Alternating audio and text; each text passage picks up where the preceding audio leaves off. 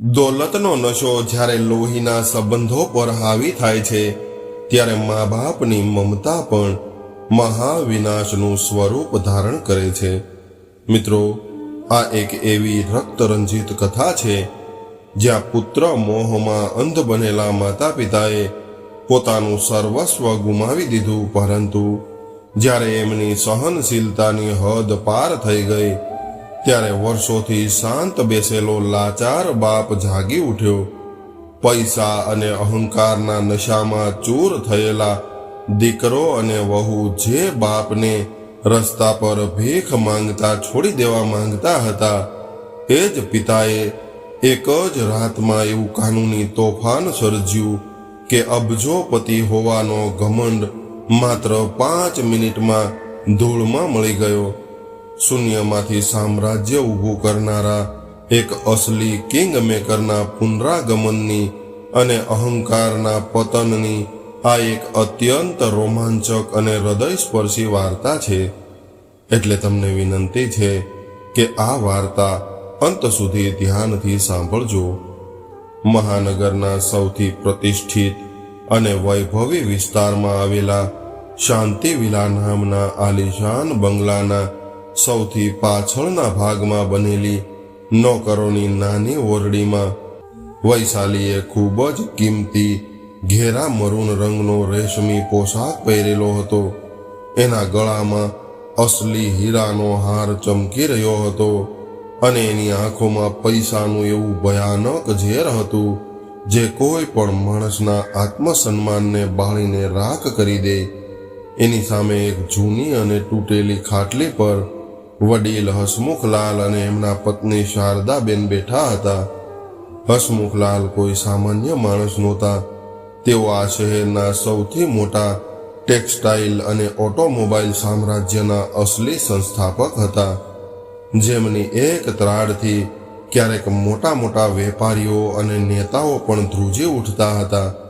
શારદાબેન પણ એક પ્રતિષ્ઠિત અને શાહી ખાનદાન સાથે સંબંધ ધરાવતા હતા, જેમની ગરિમા અને સંસ્કારોના ઉદાહરણો આખા શહેરમાં આપવામાં આવતા હતા। પરંતુ કુદરતનો સૌથી મોટો અને ભયાનક નશો પુત્ર મોહ હોય છે। જ્યારે એમનો એકમાત્ર દીકરો આકાશ મોટો થયો ત્યારે આ બંને સિંહ અને સિંહણે પોતાના એકમાત્ર સંતાન માટે પોતાની આખી જિંદગીની સુખ સાહેબી દીકરાના ભવિષ્ય પાછળ ઘસી નાખી। આકાશના લગ્ન વૈશાલી સાથે થયા ત્યારબાદ આકાશે પોતાના પિતાને ખૂબ જ મીઠા શબ્દોમાં એવું કહ્યું કે એ હવે આઝાદ થઈને આખો વેપાર પોતાની રીતે સંભાળવા માંગે છે અને પિતાએ વૃદ્ધાવસ્થામાં આરામ કરવો જોઈએ। પુત્રના પ્રેમમાં અંધ બનેલા હસમુખલાલે પોતાની આખી જિંદગીની કમાણી, પોતાનો અબજોનો વેપાર અને આ આખો રાજમહેલ જેવો બંગલો બધું જ પોતાના દીકરાના નામે કરી દીધું। એમને એવું લાગ્યું હતું કે એમનો દીકરો એમના વૃદ્ધાવસ્થાની લાકડી બનશે, પરંતુ દોલતનો નશો અને એક લાલચુ જીવનસાથીનો સાથ સારા ભલા માણસને પણ આદમખોર બનાવી દે છે। મિલકતો અને કંપની બધું જ નામે થતાની સાથે જ આકાશ અને વૈશાલીના અસલી અને ભયાનક ચહેરા બહાર આવી ગયા। જે હસમુખલાલ ક્યારેક આ વૈભવી મહેલના અસલી રાજા હતા, એમને એમની પત્ની સાથે ઘરના સૌથી પાછળના ભાગમાં બનેલા એક ગંધાતા અને ભેજવાળા અને અંધારા ઓરડામાં ધકેલી દેવામાં આવ્યા। શિયાળાની એક ખૂબ જ ઠંડી અને બર્ફીલી સવાર હતી। શારદાબેન, જે ક્યારેક સોનાના તારથી વણેલી કિંમતી અને રેશમી સાડીઓ પહેરતા હતા, તેઓ આજે એક જૂની, ઝાંખી પડી ગયેલી અને ઘણી જગ્યાએથી સાંધેલી સુતરાઉ સાડીમાં લપેટાઈને ધ્રુજી રહ્યા હતા। એમના ચહેરા ઉપર સમયની કરચલીઓ આવી ગઈ હતી, પરંતુ એમની આંખોમાં આજે પણ એ ખાનદાનીનું તેજ હતું જેને એમણે માત્ર પોતાના દીકરાના પ્રેમ ખાતર અને પોતાના ઘરની શાંતિ માટે દબાવી રાખ્યું હતું। ઓરડાના અસહ્ય ભેજ હોવાને કારણે હસમુખલાલને આખી રાત ખાંસી આવતી હતી, એટલે શારદાબેને વહેલી સવારે 1 કલાક માટે ત્યાં પડેલું જૂનું ઇલેક્ટ્રિક હીટર ચાલુ કર્યું હતું. એ જ સમયે વૈશાલી ત્યાં ઘસી આવી. શારદાબેને પોતાના અવાજમાં સંયમ રાખીને એવું કહ્યું કે વહુ, ઓરડામાં ખૂબ ભેજ છે અને તમારા સસરાજીને આખી રાત ખાંસી આવતી હતી, એટલે મેં થોડી વાર માટે આ જૂનું હીટર ચાલુ કર્યું હતું. અમે હમણાં જ એને બંધ કરી દઈએ છીએ. આવું સાંભળીને વૈશાલીનો પારો 7મા આસમાને પહોંચી ગયો અને એણે તીખા અવાજે એવું કહ્યું કે ખાંસી આવતી હતી તો ઝેર ખાઈ લેવું હતું, મારા ઘરની વીજળી બાળવાની કંઈ જરૂર નહોતી. આવું કહીને વૈશાલીએ આગળ વધીને હીટરનો પ્લગ ખૂબ જ નિર્દયતાથી દિવાલમાંથી ખેંચી લીધો અને એને જમીન ઉપર પછાડી દીધો. વૈશાલીએ પોતાની આંગળી શારદાબેનના ચહેરા તરફ તાણીને ખૂબ નિષ્ઠુરતાથી એવું કહ્યું કે સાંભળી લેજો, આજે મારા ઘરના બધા જ નોકરો રજા પર છે અને મને મારા આટલા મોટા આલિશાન મહેલમાં એક પણ ધૂળની કણ ન જોઈએ. બહાર જે મારી 50 લાખની મોંઘી લક્ઝરી કાર ઊભી છે એને જઈને અત્યારે જ ઠંડા પાણીથી ધોઈને આવો અને આ તમારા પતિને કહો કે એ જઈને બગીચાના બધા જ કુંડામાં પાણી નાખે. મફતની રોટલી હું કોઈને નહીં તોડવા દઉં. આવા અપમાનજનક શબ્દો સાંભળીને શારદાબેનનું લોહી ઉકળી ઉઠ્યું. એમની મુઠ્ઠીઓ ભીંસાઈ ગઈ. એક પ્રતિષ્ઠિત ઘરની દીકરી જેણે જિંદગીમાં ક્યારેય 1 ગ્લાસ પાણી પણ જાતે ઊભા થઈને પીધું નહોતું, આજે એની પોતાની જ વહુ એને ઠંડા પાણીથી ગાડીઓ ધોવાનો હુકમ આપી રહી હતી. શારદાબેને વિવશ થઈને પોતાના પતિ તરફ જોયું, જેઓ શાંત બેઠા હતા અને પોતાની આંખોના ઈશારાથી પત્નીને પરવાનગી આપી રહ્યા હતા કે તેઓ કઠણ હૃદય કરીને આ અપમાનને પી જાય. માત્ર એ નાલાયક દીકરાના સુખ ખાતર આ બધું કરી રહ્યા હતા. શારદાબેને પોતાના આંસુ પીતા પીતા એવું કહ્યું કે ઠીક છે વહુ, અમે હમણાં જ બધું જ કામ કરી દઈશું. ત્યારે જ આકાશ પોતાના આલિશાન રૂમમાંથી તૈયાર થઈને બહાર આવ્યો. એણે ખૂબ જ મોંઘો સૂટ પહેરેલો હતો અને એની કાંડા ઉપર લાખો રૂપિયાની મોંઘી બ્રાન્ડેડ ઘડિયાળ ચમકી રહી હતી. પોતાના દીકરાને જોઈને હસમુખલાલ પોતાની ખાટલી પરથી ધીમેથી ઊભા થયા અને એમના શરીર ઉપર એક ખૂબ જ સાધારણ અને જૂનો સફેદ ખાદીનો કુર્તો હતો, જે શિયાળાની કડકડતી ઠંડીને રોકવામાં બિલકુલ અસમર્થ હતો. એમણે ધ્રુજતા અવાજે એવું કહ્યું કે અરે આકાશ, બેટા જો તારી પત્ની કેવી રીતે અમારી સાથે વાત કરી રહી છે. અમે અમારું આખું સામ્રાજ્ય તને સોંપી દીધું, તારું ઘર વસાવ્યું અને તું અમને નોકરોથી પણ બદતર સમજી રહ્યો છો. બેટા, મારા બ્લડ પ્રેશરની દવાઓ ખતમ થઈ ગઈ છે અને 2 દિવસથી ચક્કર આવી રહ્યા છે.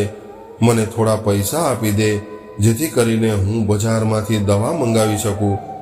ત્યારે આકાશે પોતાના મોંઘા લેધરના બૂટ તરફ જોઈને ખૂબ જ નફરત અને તિરસ્કાર ભરી નજરે પોતાના પિતા સામે જોયું અને એવું કહ્યું કે પિતાજી, તમે મારા ઉપર કોઈ અહેસાન નથી કર્યો. મને જન્મ આપ્યો હતો તો મારો ઉછેર કરવો એ તમારી જવાબદારી હતી, અને રહી વાત પૈસાની તો હું અહીંયા શું નોટો છાપવાનું મશીન લઈને બેઠો છું? તમને ખબર પણ છે મારી કંપનીમાં અત્યારે કેટલા મોટા ખર્ચા ચાલી રહ્યા છે. કાલે જ મેં વૈશાલી માટે 50 લાખનો નવો ડાયમંડ સેટ બુક કર્યો છે. મારી પાસે તમારી આ ફાલતુ બીમારીઓ પાછળ ઉડાડવા માટે વધારાના પૈસા નથી. અને વૈશાલી બિલકુલ સાચું કહી રહી છે. તમે બંને નવરા બેસીને અમારું અનાજ વેડફી રહ્યા છો. મારી પત્નીને હેરાન ન કરતા. આકાશના આ ક્રૂર શબ્દો કોઈ ઝેરીલા ભાલાની જેમ હસમુખલાલની છાતીમાં ખૂંપી ગયા. જે દીકરાના એક નાના સ્મિત માટે એમણે પોતાની જિંદગી વેપારની ભઠ્ઠીમાં બાળી નાખી હતી, આજે એ જ દીકરો પોતાની પત્નીના ઘરેણા માટે લાખો રૂપિયા ઉડાવી રહ્યો હતો, પરંતુ પોતાના સગા બાપની દવા માટે થોડો ખર્ચો કરવો એ પણ એને ફાલતુ ખર્ચો લાગી રહ્યો હતો. આકાશ અને વૈશાલી ત્યાંથી અટ્ટહાસ્ય કરીને ડાઇનિંગ હોલ તરફ આગળ વધ્યા અને હસમુખલાલ ત્યાં જ પથ્થરની મૂર્તિ બનીને ઊભા રહી ગયા. એમની આંખોમાં એક અસહ્ય દર્દ હતું. એમણે ભારે હૈયે પોતાની પત્ની શારદા સામે જોયું અને એવું કહ્યું કે શારદા, આપણે એક આદમખોર સાપને દૂધ પીવડાવ્યું છે. આપણો પુત્ર મોહ આપણી જિંદગીનો સૌથી મોટો શ્રાપ બની ગયો છે. હસમુખલાલના ભારે અવાજમાં હવે એક અજીબ ગુગળામણ અને પસ્તાવો હતો. શારદાબેને પોતાની આંખો સાફ કરી અને મક્કમતાથી એવું કહ્યું કે હું જાણું છું, પરંતુ હવે વધુ નહીં સહન કરવું પડે. એક માં ત્યાં સુધી જ બધું સહન કરે છે જ્યાં સુધી એને પોતાના લોહી પાસેથી કોઈ આશા હોય છે, પરંતુ જ્યારે મમતા મરી જાય છે ત્યારે આ ધરતી પણ ધ્રુજી ઉઠે છે. શારદાબેનની આંખોમાં આજે આંસુઓની જગ્યાએ એક બરફીલી અને ભયાનક શાંતિ હતી. તેઓ જાણતા હતા કે આ જુલમ હવે એની હદ વટાવી રહ્યો હતો. શારદાબેન ચૂપચાપ એક કડાકાની ઠંડીમાં બહાર બગીચામાં ગયા અને જ્યાં તાપમાન માત્ર 4 ડિગ્રી હતું અને ચારેય તરફ ગાઢ ધુમ્મસ છવાયેલું હતું, એમણે પાણીની ઠંડી પાઇપ ઉઠાવી અને આકાશની એ લાંબી અને ચમકતી ગાડી ધોવાનું શરૂ કરી દીધું. બરફીલા પાણીના લીધે શારદાબેનની આંગળીઓ શૂન્ય થઈ ગઈ હતી. એમના હાથ લાલ પડી ગયા હતા અને ઠંડીના કારણે એમના સાંધામાં એવું ભયાનક દર્દ ઉપડ્યું કે એમની આંખોમાં આંસુ છલકાઈને કારના કાચ ઉપર પડી રહ્યા હતા.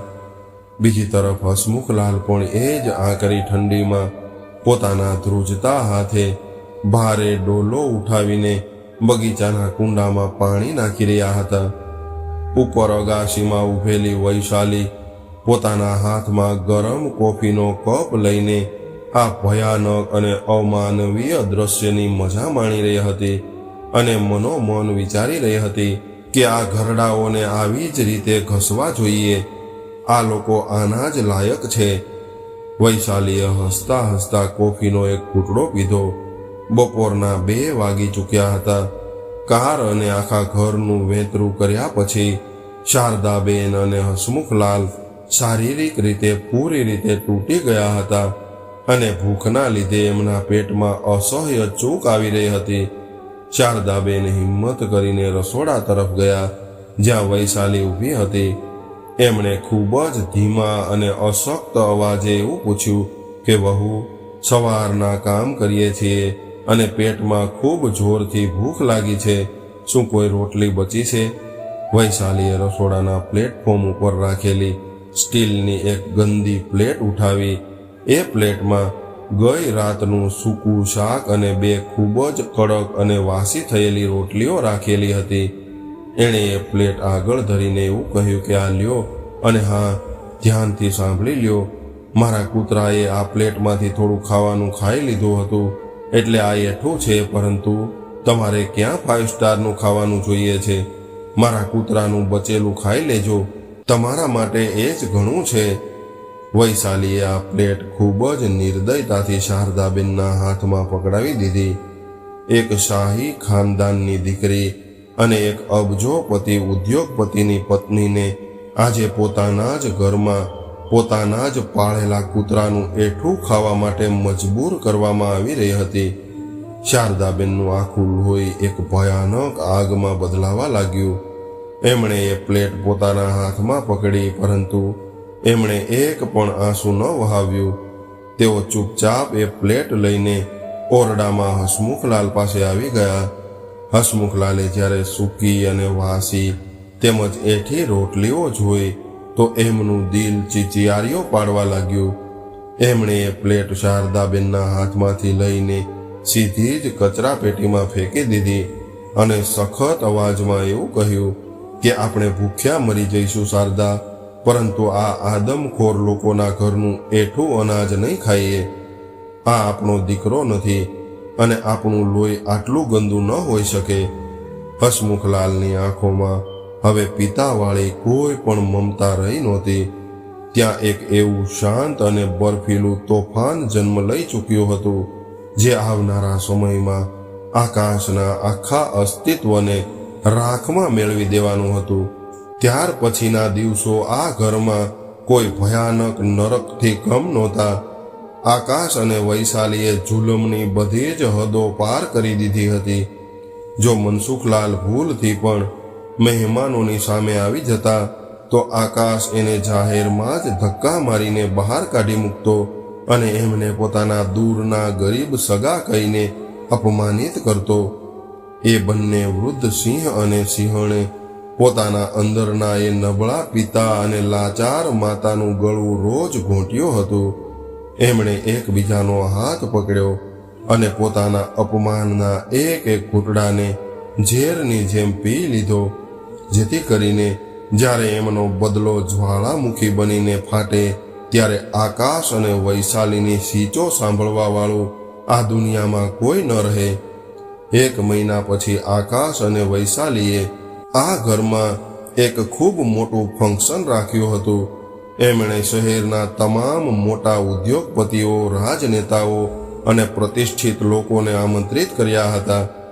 આ ફંક્શન એ નવી કંપનીના લોન્ચિંગ માટે હતું જેનો પાયો હસમુખલાલે 25 વર્ષ પહેલા પોતાના લોહી પર સેવાથી નાખ્યો હતો. આખા મહેલ જેવા બંગલાને દુલ્હનની જેમ સજાવવામાં આવ્યો હતો અને જાત જાતના ભોજન બની રહ્યા હતા. વૈશાલીએ ઘરના બધા જ નોકરોને સખત આદેશ આપ્યો હતો કે હસમુખલાલ અને શારદાબેન કોઈ પણ સંજોગોમાં મહેમાનોની સામે ન આવવા જોઈએ. રાત્રિના 8 વાગી રહ્યા હતા. શારદાબેન પોતાના એ જ ભેજવાળા ઓરડામાં બેઠા હતા. ત્યાં જ એમની નજર એક ખૂબ જ જૂની અને નકશીકામવાળી લાકડાની પેટી પર પડી. એ પેટીમાં શારદાબેનનો ખાનદાની હાર રાખેલો હતો જે ભારે સોના અને કિંમતી હીરાથી જડેલો હતો અને એમની પરદાદીનો હતો. આ હાર એમણે પોતાની આવનારી પૌત્રી માટે સાચવીને રાખ્યો હતો. એ જ સમયે વૈશાલી અચાનક રૂમમાં ઘસી આવી અને એની નજર એક ખુલ્લી પેટી પર પડી. હારની અદ્ભુત ચમક જોઈને વૈશાલીની આંખોમાં લાલચનું વરુ જાગી ઉઠ્યું અને એ કહેવા લાગી કે આટલો કિંમતી હાર તમે આ ગટર જેવા રૂમમાં છુપાવીને બેઠા છો. વૈશાલી પાગલોની જેમ આગળ વધી અને એણે શારદાબેનના હાથમાંથી એ હાર ઝૂંટવવાનો પ્રયાસ કર્યો. શારદાબેને હારને પોતાની છાતીએ લગાવી લીધો અને એવું કહ્યું કે આને અડતી નહીં વૈશાલી, આ મારી પરદાદીની આખરી નિશાની છે અને મેં મારી પૌત્રી માટે રાખ્યો છે. આના ઉપર તારો કોઈ હક નથી. વૈશાલીએ બૂમ પાડીને એવું કહ્યું કે આ ઘરની દરેક વસ્તુ ઉપર માત્ર મારો જ હક છે અને એણે શારદાબેનને એટલો જોરદાર ધક્કો માર્યો કે 65 વર્ષના એ વૃદ્ધ મહિલા પાછળ રાખેલી લોખંડની અલમારી સાથે જોરથી અથડાઈ ગયા, જેના કારણે એમના કપાળમાંથી લોહીની તાજી ધાર વહી નીકળી. વૈશાલીએ તરાપ મારીને એ હાર છીનવી લીધો અને એને તરત જ પોતાના ગળામાં પહેરી લીધો.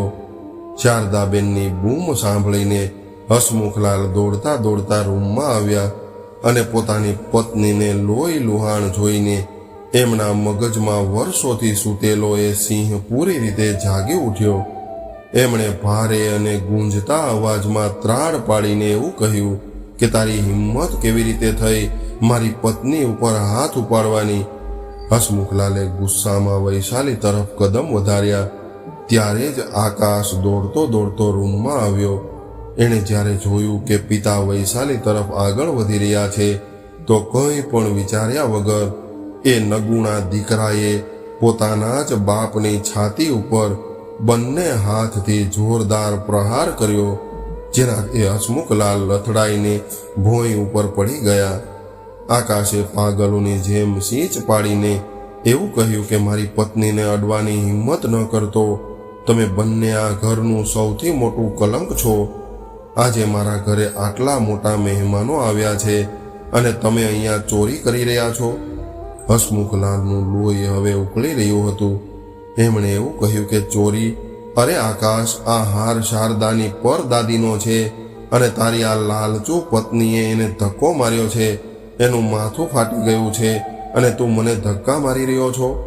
આકાશે તિરસ્કારથી કહ્યું કે ચૂપ રહો ઘરડાઓ, તમારા બંનેના લીધે મારો મોભો ખરાબ થાય છે.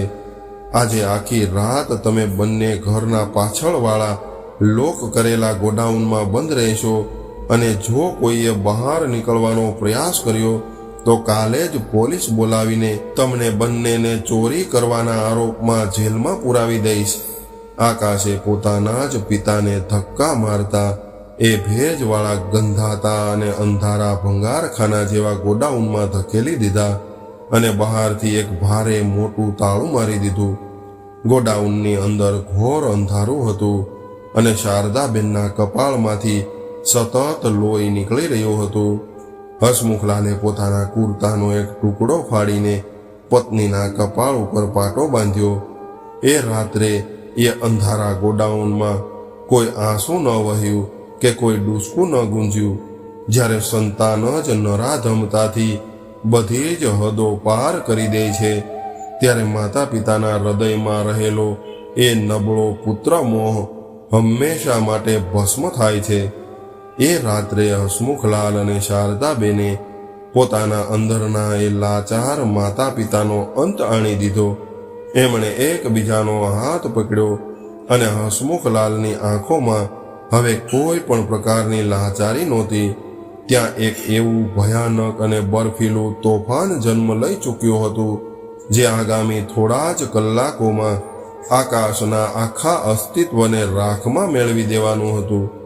હસમુખલાલે ગંભીર અવાજે એવું કહ્યું કે શારદા, મેં 25 વર્ષ પહેલા આખા શહેરના બિઝનેસ જગત ઉપર રાજ કર્યું હતું. મને લાગ્યું હતું કે મારો દીકરો મારો સાચો વારસદાર બનશે, પરંતુ એ માત્ર એક આદમખોર જાનવર નીકળ્યો. આવતીકાલનો સૂરજ આકાશ માટે એ કયામત લઈને આવશે, જેના પછી એ પોતાના મોતની ભીખ માંગશે.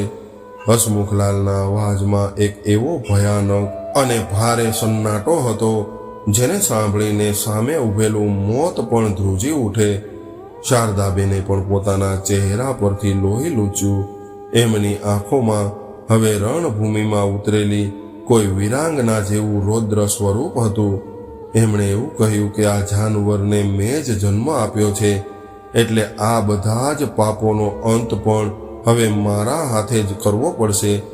હવે કોઈ મમતા નહીં, માત્ર મહાવિનાશ થશે. બીજા દિવસે સવારે ફંક્શનના થાક પછી આકાશ અને વૈશાલી આરામથી સૂઈને મોડા ઉઠ્યા. ઘરમાં ચારેય તરફ વેર વિખેર સામાન પડેલો હતો.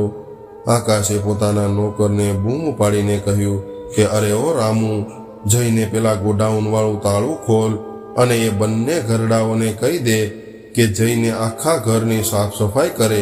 આજે મારા પાર્ટનર સાથે મારે ખૂબ મોટી અને મહત્વની મીટિંગ છે. નોકરે જઈને ગોડાઉનનું તાળું ખોલ્યું, પરંતુ જ્યારે એણે અંદર જોયું તો એના હોશ ઉડી ગયા. ગોડાઉન આખું ખાલી હતું અને ત્યાં કોઈ હાજર નહોતું. આકાશ અને વૈશાલી દોડતા દોડતા ત્યાં આવ્યા અને જોયું કે પાછળની એક નાની બારી તૂટેલી હતી. વૈશાલીએ ખૂબ જ ધૃણાસ્પદ હાસ્ય વેરતા એવું કહ્યું કે આ બંને તો ભાગી ગયા. સારું થયું, મારો જીવ છૂટ્યો આ મફતખોરોથી. વૃદ્ધા અવસ્થામાં જ્યારે રસ્તા ઉપર ભીખ માંગશે ત્યારે જ ઠેકાણે આવશે.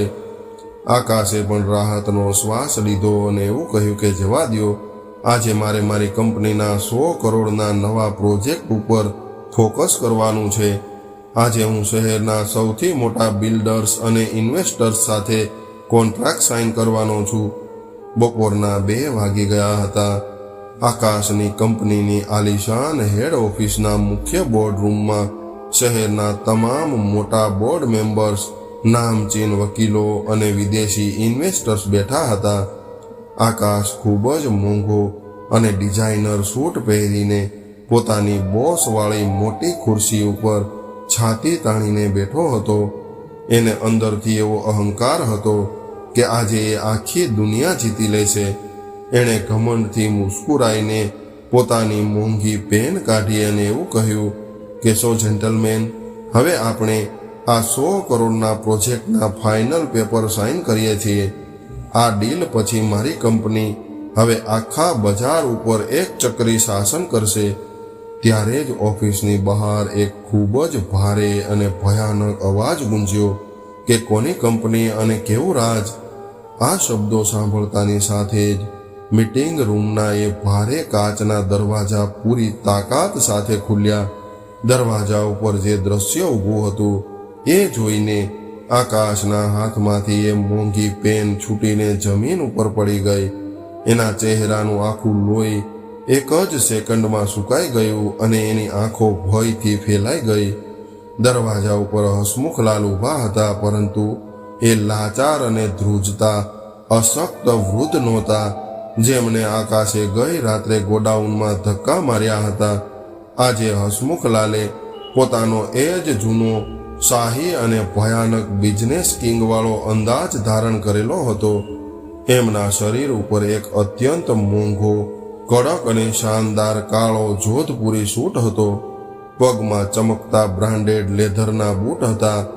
આંખો ઉપર મોંઘા ચશ્મા હતા અને એમના ચહેરા ઉપર એક એવી બર્ફીલી કઠોરતા હતી જેને જોઈને મીટિંગ રૂમમાં બેસેલા બધા જ મોટા મોટા ઇન્વેસ્ટર્સ અને વકીલો પોતાની ખુરશીઓ પરથી ઊભા થઈ ગયા. એમની બરાબર બાજુમાં શારદાબેન ઊભા હતા. એમણે આજે કોઈ જૂની સાડી નહોતી પહેરી, પરંતુ એમના શરીર ઉપર એક અત્યંત કિંમતી શાહી કાંજીવરમ સિલ્કની સાડી હતી. ગળામાં મોતીઓનો ભારે હાર હતો અને એમના ચહેરા ઉપર લોહીનું કોઈ નિશાન નહોતું, પરંતુ એક મહારાણી જેવો રોફ હતો જે સામેવાળાને ઘૂંટણ ટેકાવવા ઉપર મજબૂર કરી દે. એમની પાછળ 15 જેટલા કાળા કોટવાળા અને શહેરના સૌથી મોટા અને નામી કોર્પોરેટ વકીલો પોતાની ભારે ફાઇલો અને શિસ્તબદ્ધ ઊભા હતા. આ બધું જોઈને આકાશનો અવાજ લડખડાવા લાગ્યો અને એના પગ ધ્રુજવા લાગ્યા. એણે માંડ માંડ એવું કહ્યું કે અરે પિતાજી, તમે અહીં આ હાલતમાં કેવી રીતે?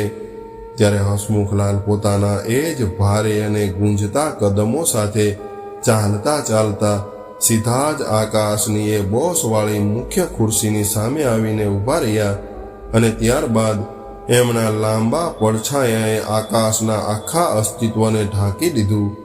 હસમુખલાલનો અવાજ કોઈ ખૂંખાર સિંહની ત્રાડ જેવો હતો જેણે આખી ઓફિસની દિવાલોને હલાવી દીધી. ત્યારે આકાશ બોલ્યો કે અરે પિતાજી, અરે ક્યાં પિતાજી સાથે વાત કરી રહ્યો છે મિસ્ટર આકાશ? તારા પિતા તો ગઈ રાત્રે એ જ અંધારા ગોડાઉનમાં પોતાના અંતિમ શ્વાસ લઈ ચૂક્યા છે. આજે તારી સામે આ શહેરનો એ સૌથી મોટો કોર્પોરેટ શિકારી ઊભો છે જેણે તને પેદા કરવાની સૌથી મોટી ભૂલ કરી હતી. હસમુખલાલે પોતાનો હાથ આગળ વધાર્યો એટલે એમના મુખ્ય વકીલે એક લાલ રંગની ફાઇલ એમના હાથમાં મૂકી દીધી. ત્યારે આકાશે પાગલોની જેમ બૂમ પાડતા એવું કહ્યું કે અરે આ શું બદતમીજી છે? આ મારી કંપની છે. મેં તમને ધક્કા મારીને ઘરમાંથી કાઢી મૂક્યા હતા. સિક્યોરિટી, અરે કોઈ સિક્યોરિટીને બોલાવો. ત્યારે હસમુખલાલે એક ખૂબ જ ભયાનક હાસ્ય વેર્યું અને એવું કહ્યું કે આ આખી બિલ્ડિંગની સિક્યોરિટી આજે સવારે જ મેં બદલી નાખી છે મિસ્ટર આકાશ. આવું કહીને હસમુખલાલે એ લાલ ફાઇલ પૂરી તાકાતથી આકાશના મોઢા ઉપર મારી, જેના કારણે બધા જ કાગળો હવામાં ઉડીને આકાશના ચહેરા ઉપર પડવા લાગ્યા. એમણે આગળ કહ્યું કે આ કાગળોને તારી એ લાલચુ આંખોથી વાંચી લેજે આકાશ. તને એમ લાગ્યું હતું કે તારા પુત્ર મોહમાં અંધ થયેલા બાપે પોતાની આખી દોલત તારા નામે કરી દીધી હતી. હું એ હસમુખલાલ છું જેણે શૂન્યમાંથી આ આખું સામ્રાજ્ય ઊભું કર્યું હતું. મેં મારી કંપનીના શેર તારા નામે ટ્રાન્સફર જરૂર કર્યા હતા, પરંતુ મેં આખા એમ્પાયરની મેઇન હોલ્ડિંગ કંપની અને વીટો પાવર હંમેશા મારા અને શારદાના નામે જ રાખ્યા હતા. આ એક એવો અટપટો કાનૂની ક્લોઝ હતો જેને તારા જેવા જાહિલ અને અહંકારી માણસો ક્યારેય ન સમજી શકે. આકાશના પગ નીચેથી જાણે જમીન ખસી ગઈ. એ ધ્રુજતા હાથે આ બધા કાગળો વાંચવા લાગ્યો અને બોલ્યો કે શું મતલબ છે તમારો? એ જ સમયે હસમુખલાલના મુખ્ય વકીલ આગળ આવ્યા અને એમણે ખૂબ સખત અવાજમાં એવું કહ્યું કે આનો મતલબ એ છે મિસ્ટર આકાશ કે તમે આ કંપનીના અસલી માલિક નહીં પરંતુ માત્ર એક સામાન્ય એમ્પ્લોય એટલે કે કર્મચારી હતા અને આજે સવારે બરાબર 10 વાગ્યે હસમુખલાલજીએ પોતાના વીટો પાવરનો ઉપયોગ કરીને તમને આ કંપનીના બોર્ડ ઓફ ડિરેક્ટર્સમાંથી હંમેશા માટે બરતરફ કરી દીધા છે. તમારી औकात હવે આ કંપનીમાં એક પટ્ટાવાળાની પણ નથી રહી. આ સાંભળતા જ આકાશ ઘૂંટણભેર જમીન પર પડી ગયો. એનું મગજ શૂન્ય થઈ ગયું અને એ પાગલોની જેમ જમીન ઉપર પોતાનું માથું પછાડતા એવું કહેવા લાગ્યો કે નહીં, આ બધું જૂઠું છે. આ બધા પૈસા અને આ કંપની મારી છે. તમે મારી સાથે આવું ન કરી શકો. હસમુખલાલની આંખોમાં એક બેરહેમ આગ હતી. તેઓ ખૂંખાર અવાજે એવું બોલ્યા કે મેં હજુ શરૂઆત જ ક્યાં કરી છે આકાશ. પછી શારદાબેન આગળ વધ્યા. એમણે પોતાના શાહી અંદાજમાં નીચે પડેલા આકાશ તરફ જોયું અને એવું કહ્યું કે આકાશ, તને એવું લાગ્યું કે તું તારી પત્ની સાથે મળીને મને ભેજવાળા ઓરડામાં ચડાવશે અને મારી પરદાદીનો હાર છીનવશે? તું ભૂલી ગયો આકાશ કે જે માએ તને પોતાના લોહીથી સિંચ્યો છે એ જો તને જિંદગી આપી શકે છે તો એ તારું આખું અસ્તિત્વ રાખમાં પણ મેળવી શકે છે. શારદાબેને પોતાના વકીલને ઇશારો કર્યો એટલે વકીલે એક બીજી લીગલ ફાઇલ ટેબલ પર મૂકી દીધી. શારદાબેને કડક અવાજે એવું કહ્યું કે આ સિનિયર સિટીઝન પ્રોટેક્શન એક્ટ અને છેતરપિંડીની ઓફિશિયલ FIR છે આકાશ. તે ગઈ રાત્રે પોતાના પિતાની છાતી ઉપર હાથ ઉપાડ્યો હતો અને તે તારી માનું માથું ફોડ્યું હતું. એ તમામ મેડિકલ રિપોર્ટ અને CCTV ફૂટેજના પુરાવા અમારી પાસે છે. પોલીસની ગાડીઓ અત્યારે નીચે બિલ્ડિંગની બહાર તારી રાહ જોઈ રહી છે. આકાશના શ્વાસ એના ગળામાં એક ફાંસાની જેમ અટકી ગયા. એનો એ બધો જ ઘમંડ, એક ડિઝાઇનર સૂટ અને અબજોપતિ હોવાનો નશો માત્ર 5 મિનિટની અંદર ધૂળમાં મળી ચૂક્યો હતો. એ રાતોરાત રાજામાંથી એક લાવારીસ ભિખારી બની ગયો હતો. એ કરગરતા હસમુખલાલના એ મોંઘા બૂટ પકડવા માટે આગળ વધ્યો અને રડતા રડતા કહેવા લાગ્યો કે પિતાજી, મને માફ કરી દો. હું તમારો દીકરો છું. મારાથી ખૂબ મોટી ભૂલ થઈ ગઈ. હું પૈસાના નશામાં આંધળો થઈ ગયો હતો. પરંતુ હસમુખલાલે ખૂબ જ નિર્દયતા અને શાંતિથી પોતાનો પગ પાછો ખેંચી લીધો અને એવું કહ્યું કે મને અડવાની હિંમત ન કરતો આકાશ. મારો દીકરો ગઈ રાત્રે જ મરી ચૂક્યો છે. તું હવે માત્ર એક ફ્રોડ અને ગુનેગાર છે. અને રહી વાત એ વૈભવી મહેલની, તો એ મહેલ પણ કાનૂની રીતે હજુ પણ મારા જ નામે છે. મારી લીગલ ટીમે તારી એ લાલચુપ પત્ની વૈશાલીને ધક્કા મારીને અત્યારે જ એ ઘરમાંથી બહાર કાઢી મૂકી છે. જેવો જ આકાશે વૈશાલીનું નામ સાંભળ્યું એને વધુ એક ભયાનક આઘાત લાગ્યો. શારદાબેને ખૂબ જ ઠંડા અને ખૂંચતા લહેજામાં એવું કહ્યું કે અને હા, એ હાર જે તારી પત્નીએ કાલે મારી પાસેથી બળજબરીથી છીનવી લીધો હતો એ પોલીસે એના ગળામાંથી નિર્દયતાથી ઉતારી લીધો છે, કારણ કે એ ચોરીનો માલ સાબિત થયો હતો. હવે તમે બંને પતિ પત્ની રસ્તા ઉપર ભીખ માંગવાને લાયક પણ નથી રહ્યા. મીટિંગ રૂમમાં હાજર રહેલા તમામ વિદેશી ઇન્વેસ્ટર્સ અને પ્રતિષ્ઠિત લોકો આકાશની આવી હાલત ઉપર થૂંકી રહ્યા હતા અને કોઈને પણ એના પર જરા પણ દયા નહોતી આવી. એ જ સમયે પોલીસની ટીમ પણ મીટિંગ રૂમમાં દાખલ થઈ અને કાયદાના સકંજામાં આકાશને જકડીને એને કાળી કોટડી તરફ ઘસી ગઈ, જ્યાં એની પાપની કમાણીનો અંતિમ ન્યાય થવાનો હતો. મિત્રો, આજની કહાની તમને કેવી લાગી કોમેન્ટ કરીને જરૂર જણાવજો અને પસંદ આવી હોય તો વિડીયોને લાઈક કરીને તમારા મિત્રો સાથે શેર કરજો અને નવા મહેમાન હોય તો અમારી ચેનલને સબસ્ક્રાઇબ જરૂરથી કરજો. ફરી મળીએ એક નવી કહાની સાથે. ત્યાં સુધી બધા જ મિત્રોને હર હર મહાદેવ.